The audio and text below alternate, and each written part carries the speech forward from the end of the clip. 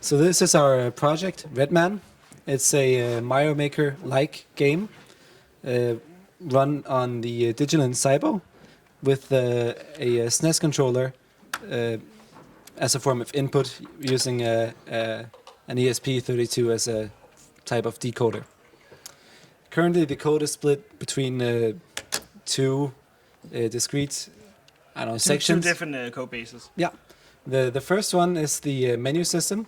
Here you can choose a level, which is loaded from the SD card. Each level has a name that is can be as long as is needed, a previous byte, and yeah, they're currently not choosable, but you can't. Yeah. Since a part of the project is Mario Maker, you can make your custom level. This is not completely implemented again, but the naming function is almost done, and yeah, that's pretty much it for the menu system. It's a proof of concept of what the Mario Maker part could be. Yeah. Yeah.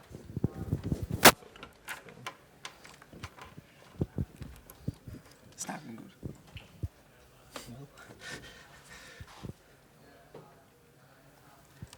So yeah, if you're not familiar with Mario or this type of game, it's a platformer game, and a platformer game. The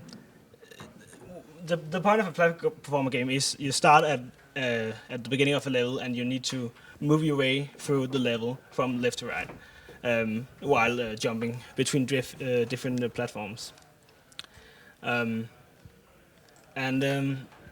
The hardest part about making this platformer game was the fact that you need to have a very smooth display output. Otherwise, it's pretty hard to actually hit the right platforms. And to achieve this, we chose to render the whole overworld, the whole level. We rendered that one time, and then when we move through the level, we copy a part of that overworld into the display. This way, we only have to copy each individual tile into the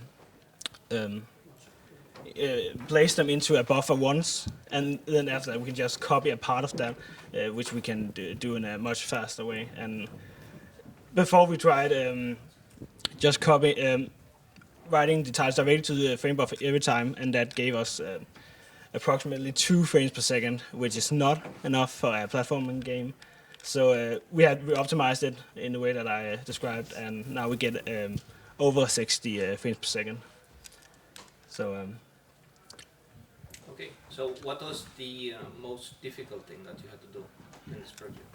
The most difficult thing is the game logic. As you can see, there's a lot of issue with the collision detection. It doesn't really work. Sometimes it kind of works, but not really. Sometimes you also get stuck. Perhaps this could be relatively easily fixed by having some better collision detection code, but it might be possible that we need to change the underlying data structure of our overworld to be able to have a proper collision detection. But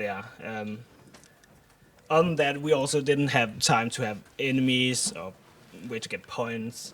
Now it's just a counter for time, how fast you can go through the level.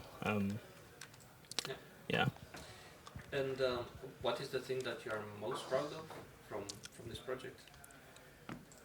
Well, from what you've done, what you are most proud of? I mean, I guess the fact that we can actually achieve a proper frame rate. Well, the way that we've constructed the actual graphics is also very intuitive for level making. It's pretty much stored in an array of two-dimensional array of sprites. Each sprite is a struct, and that's just really makes the the loading of a whole level from the SD card a lot easier than like loading a whole image.